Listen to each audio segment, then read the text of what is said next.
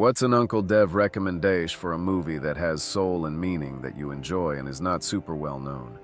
Basically, the opposite of Sinners is what I am looking for. Doesn't matter genre. Interesting question. Talking about soul and meaning. I mean, every movie is supposed to have that. And meaning is sort of whatever you put into it or can take from it. So what is meaningful to some is totally over the head of others or meaningless to others. You know, typically people go to drama for meaning and profundity. And it's true, there is a lot of stuff like that out there. A lot of it hinges upon death and murder, or primarily death. And they say, oh, this person was nice and then now they're dead. Isn't that deep? Isn't that crazy?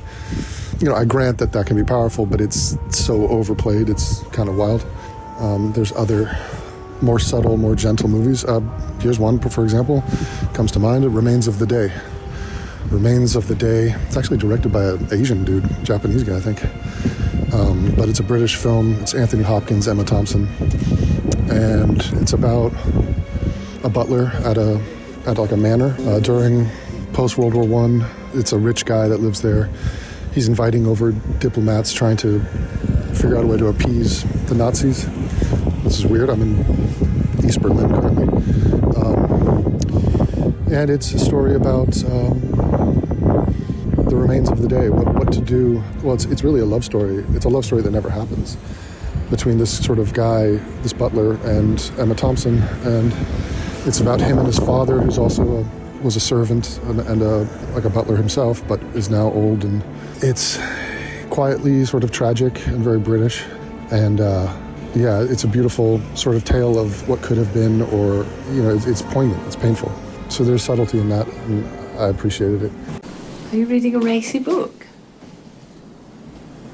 Do you think racy books are to be found on his lordship's shelves?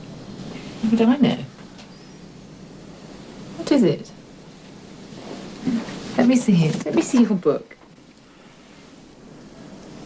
Please leave me alone, Miss Kenton. Why won't you show me your book? This is my private time. You're invading it. Oh, is that so? Yes. I'm invading your private time, am I? Yes. What's in that book? Come on, let me see. Or are you protecting me? Is that what you're doing? Would I be shocked? Would it ruin my character? Let me see it.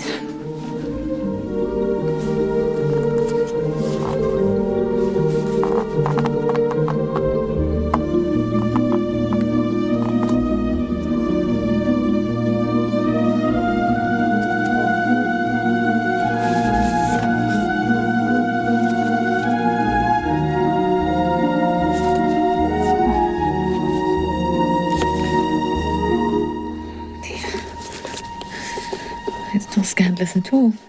It's just a sentimental old love story.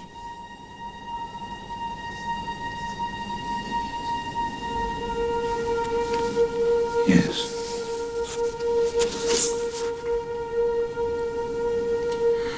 I read these books, any books, to develop my command and knowledge of the English language.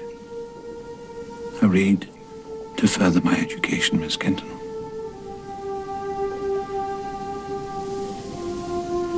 I really must ask you, please, not to disturb the few moments I have to myself.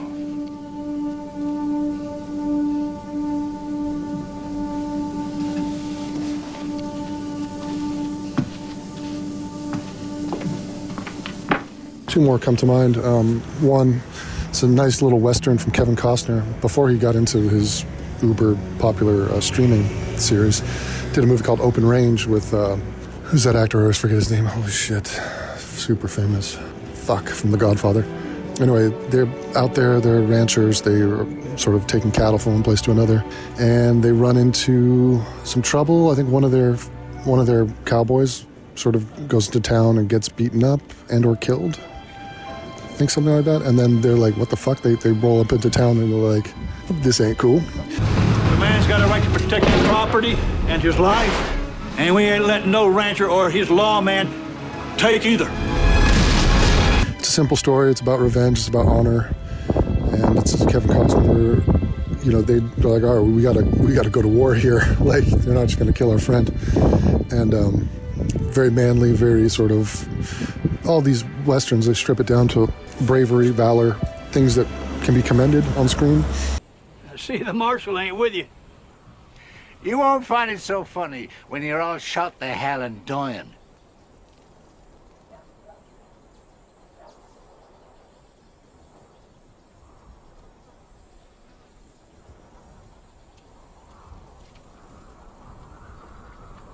You the one killed our friend? That's right. I shot the boy too, and I enjoyed it.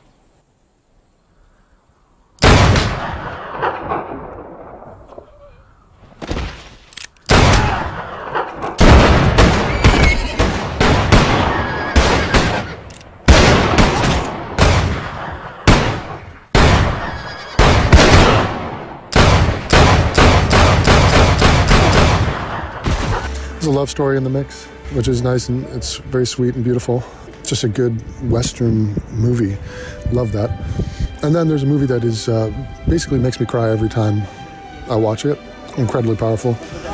I guess I relate to it, identify with it. It's called The American Story? No, hold on. The American Movie? No, that's a different one. That's actually a really good movie. An American movie. That's like a documentary. But this one's called, it's an Irish family. They moved to New York, sort of poor. They got 2 daughters, and they had a son, but they lost the son. And they're in New York, and they're trying to make life continue, but the mother's depressed, the father's depressed, sort of in denial, cannot mourn or grieve the loss of the son who died of like cancer or something. And holy fuck, it is rough, dude. It's a beautifully crafted tale. It has some generic title though, which makes it forgettable. It's like in America, I think it's called In America. You know, it's just super like gets lost in the sauce. And it's a very powerful scene. They talk about a lot of soul, a lot of like human condition shit. Holy shit. And if you've ever lost somebody. They had a neighbor who has a black guy, good actor. He's from Amistad, African actor, and he's like a reclusive artist, but they live near him because they're living in like this basically crack house because they're poor Irish immigrants. And they befriend him, and he befriends the children, and they have a nice little relationship. And then he dies of AIDS. I'm ruining the movie for you, but you just don't listen to this. But he dies, and toward the end of the movie, there's this unbelievably powerful scene, which just absolutely gets me. And maybe watch it first and then come back and listen to this. But they're out there. There's a young daughter and an older daughter, and they're trying to cope with the loss of their neighbor, this African guy. And they decide, I think it's a play off E.T., and they're like, let's come up with a lie to comfort the younger daughter. And they're like, look, I see Mateo, I think his name, he's up there. You see him by the moon? I think that's him flying up there. Like, it's Mateo. Say hi to Mateo. Say bye. Say bye, Mateo, bye. And like, both the father and the elder sister are in agreement. Like, yo, I see Mateo. There he is. I see him. And so the younger daughter comes in and is like trying to match that energy and play along. And so she's like, oh, I see him. Bye, Mateo, bye. And they're having this very sweet moment saying goodbye. Just like you promised. Oh yeah! Bye, Mateo! Bye! Bye, Mateo. Bye, Mateo. Bye, Mateo! Look after Frankie! Look after Bye, Frankie! Mateo. Look after Frankie! And trying to, like, I don't know, smooth it over, make it okay, make it even remotely okay for this child. And this is sort of, it's a fucked up thing because, well, I was a kid, I lost people, my mother, etc. And I relate to the impulse to do that. But it's also fucked up because everybody watching this is going to lose everybody. So like, everyone you love is going to die. How are you okay with that? It's sort of like, I'm not really sure if I am actually, if you want to investigate that. And so they're sitting there saying, bye, Mateo, bye, bye. And then the eldest daughter, while this is working on the younger daughter, she looks to her father and she says, I gotta breathe. she says, "Now say goodbye to Frankie." After Frankie, look after Bye, Frankie. Mateo. Look after Frankie. Look after.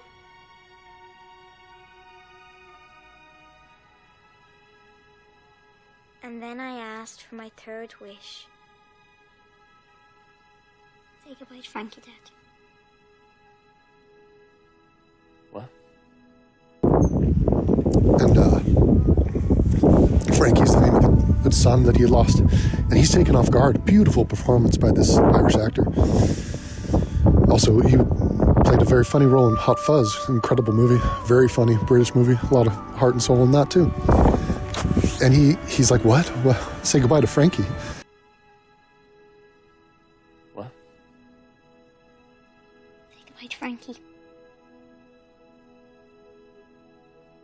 You know, their kid had died a year prior, you know.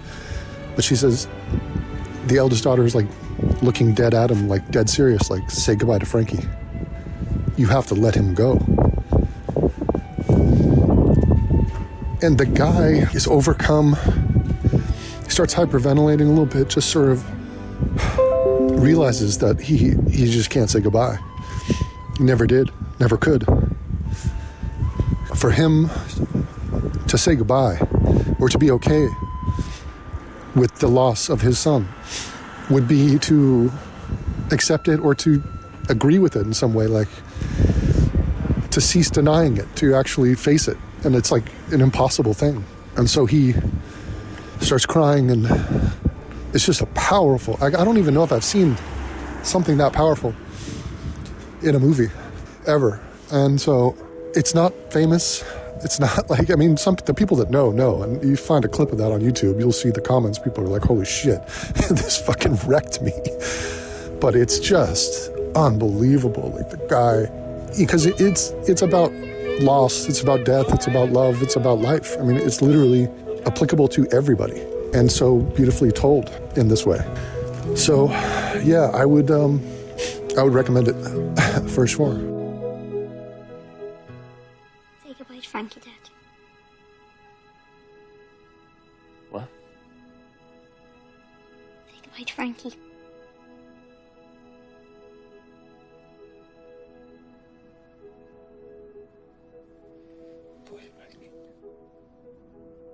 He can't hear you, Dad.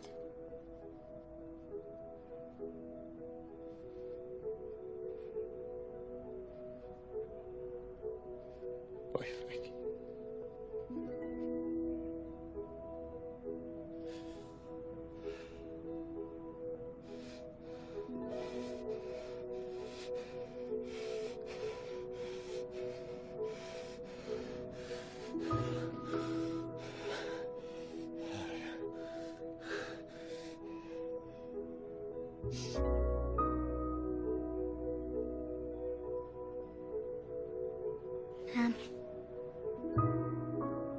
Dad wants you.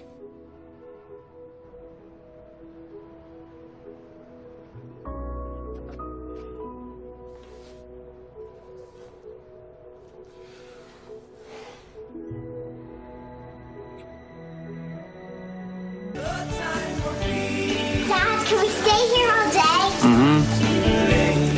Dad? What? Nothing!